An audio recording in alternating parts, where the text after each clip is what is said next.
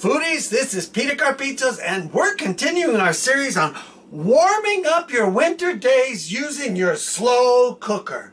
Okay, I show you a lot of gizmos, gadgets, all kinds of stuff here. Air fryers, mixers, slow cookers, pressure cookers. I use them all.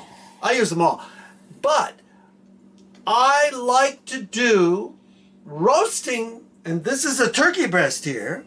And if I don't want to roast and I just want to turn it on and set it and forget it, I put it in the slow cooker. So today I'm going to do this beautiful boneless butterball turkey breast, and I'm going to put it in our slow cooker with a little olive oil, a little garlic, a little salt, a little oregano, right?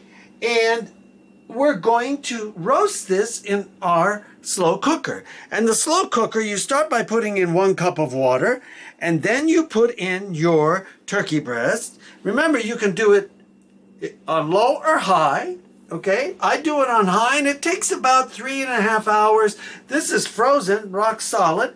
You can put it in frozen. It's perfectly fine. If you prefer to roast this in your oven, please do so.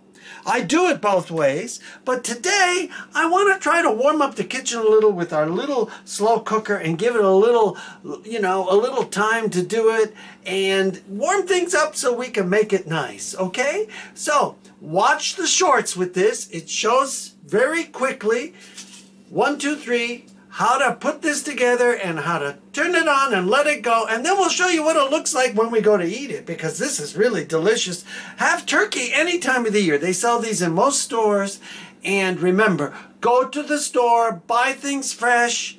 And remember, we cook, eat, and enjoy. And don't forget to subscribe, because today I'm making things in gizmos and gadgets. This is Peter Carpitos out.